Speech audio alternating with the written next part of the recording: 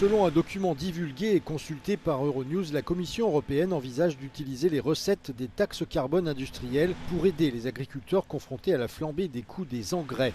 La production européenne d'engrais a été mise sous pression à la suite de l'invasion de l'Ukraine par la Russie et des perturbations persistantes au Moyen-Orient, deux facteurs qui ont fait grimper les coûts pour les agriculteurs et accru la pression inflationniste sur les consommateurs. Bruxelles prévoit donc de remédier au problème en réinjectant dans l'agriculture les recettes provenant du marché du carbone de l'Union, le système d'échange de quotas d'émissions. Ce plan vise à freiner la hausse des prix liée à la fermeture du détroit d'Ormuz par lequel transite environ 30% du commerce mondial d'engrais.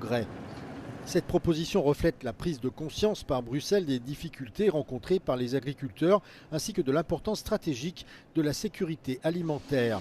Elle pourrait toutefois susciter une réaction négative de la part des industries à forte intensité énergétique qui sont tenues de payer pour les émissions de carbone liées à leur production.